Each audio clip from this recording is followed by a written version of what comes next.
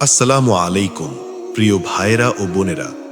পবিত্র কুরআনের শুধুমাত্র বাংলা অনুবাদের ২ নম্বর পর্বে আপনাদেরকে স্বাগতম।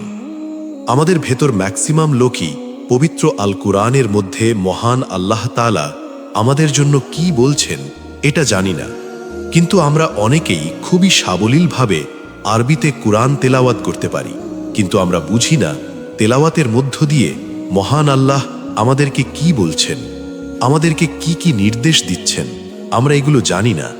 তাই সংক্ষিপ্ত জীবন চ্যানেলের একটি ভিন্ন ধর্মী আয়োজন, শুধুমাত্র বাংলা অনুবাদ। গত পর্বে আমরা সূরা ফাতিহা থেকে সূরা বাকারার ৪৮ নম্বর আয়াত পর্যন্ত অনুবাদ শুনেছি। আজকে আমরা সূরা বাকারার ৪৯ নম্বর আয়াত থেকে অনুবাদ শুরু করব।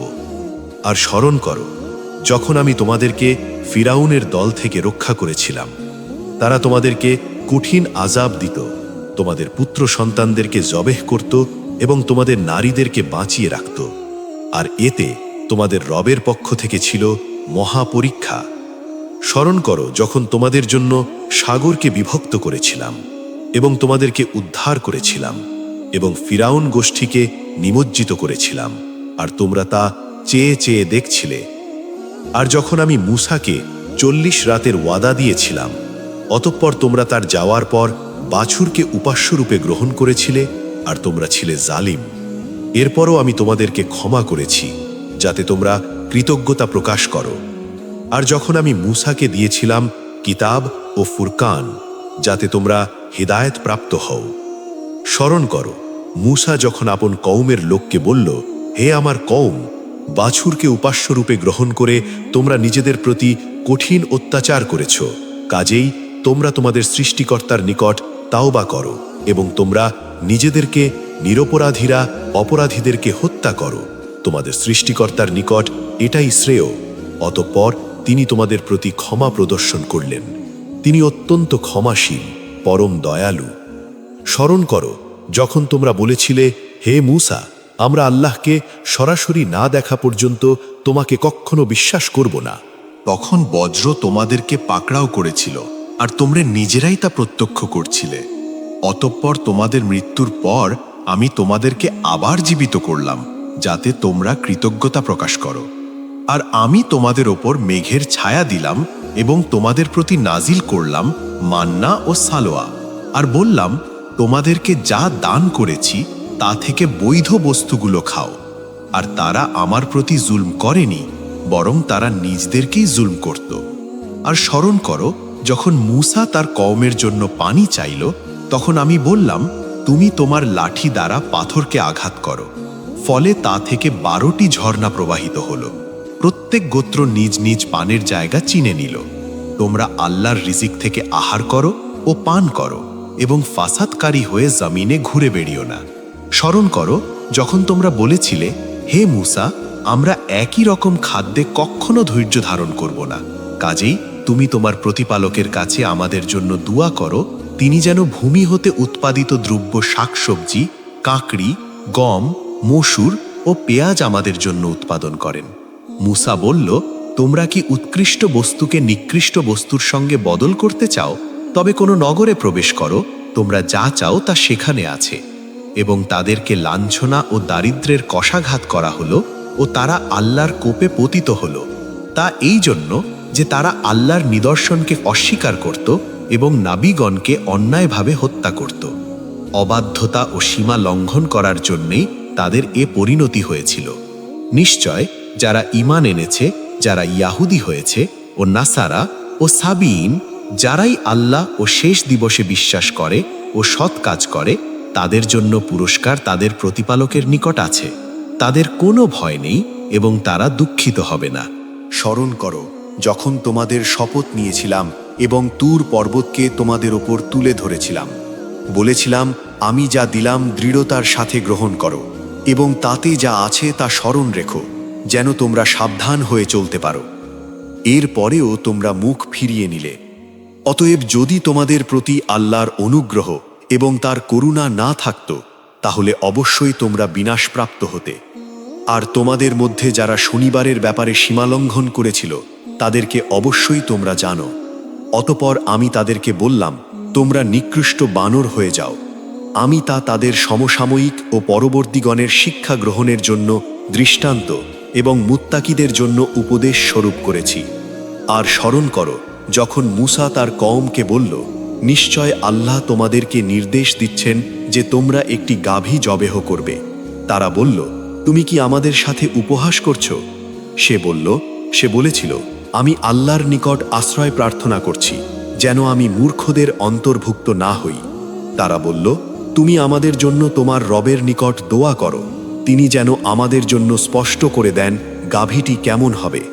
সে বলল, নিশ্চয় তিনি বলছেন, নিশ্চয় তা হবে গরু, বুড়ো নয় এবং বাচ্চাও নয়, এর মাঝামাঝি ধরনের। সুতরাং তোমরা করো যা তোমাদেরকে নির্দেশ দেয়া হচ্ছে। তারা বলল, তুমি আমাদের জন্য তোমার রবের নিকট দোয়া করো, তিনি যেন আমাদের জন্য স্পষ্ট করে দেন কেমন তার রং। সে বলল, নিশ্চয় তিনি বলছেন, নিশ্চয় তা হবে হলুদ রঙের গাভী, তার রং উজ্জ্বল, দর্শকদেরকে যা আনন্দ দেবে। তারা বলল, আমাদের জন্য তোমার প্রতিপালককে স্পষ্টভাবে জানিয়ে দিতে বলো গরুটি কেমন, কারণ সব গরু আমাদের কাছে সমান, বরং আল্লাহ ইচ্ছা করলে আমরা সুপথগামী হব।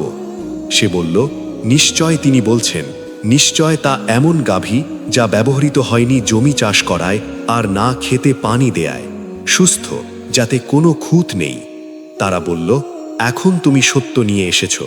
অতপর তারা তা জবেহ করল যা তাদের করার ইচ্ছা ছিল না। স্মরণ করো, তোমরা যখন এক ব্যক্তিকে হত্যা করেছিলে এবং একে অন্যের প্রতি দোষারোপ করছিলে, তোমরা যা গোপন করছিলে আল্লাহ তা প্রকাশ করে দিলেন।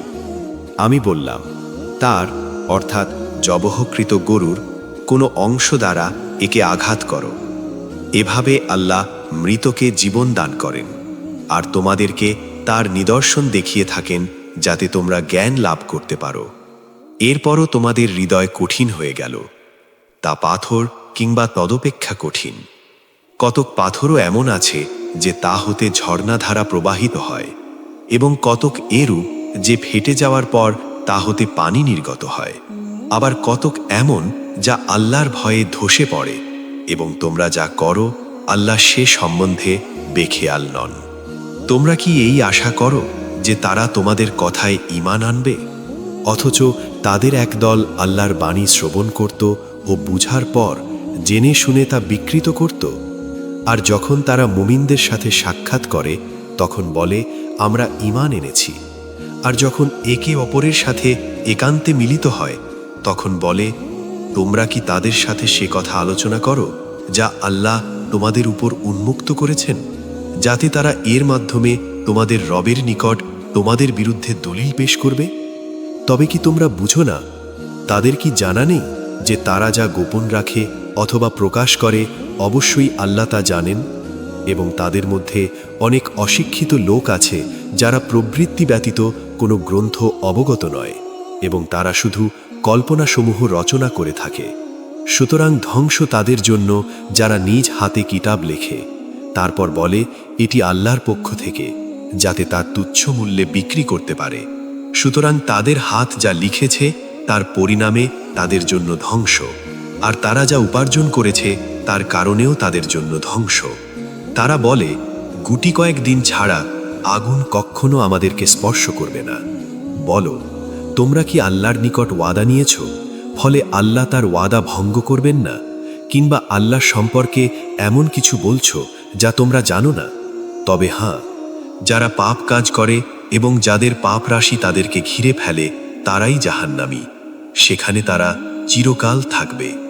আর যারা ঈমান আনে ও নেক আমল করে তারাই জান্নাতবাসী, তারা সেখানে চিরস্থায়ী হবে। আর স্মরণ কর, যখন আমি বনি ইসরাইলের অঙ্গীকার গ্রহণ করলাম যে তোমরা আল্লাহ ছাড়া কারো ইবাদত করবে না এবং সদাচার করবে পিতামাতা, আত্মীয় স্বজন, ইয়াতীম ও মিসকিনদের সাথে, আর মানুষকে উত্তম কথা বলো, সালাত কায়েম করো এবং জাকাত প্রদান করো। অতঃপর তোমাদের মধ্য থেকে স্বল্প সংখ্যক ছাড়া তোমরা সকলে উপেক্ষা করে মুখ ফিরিয়ে নিলে।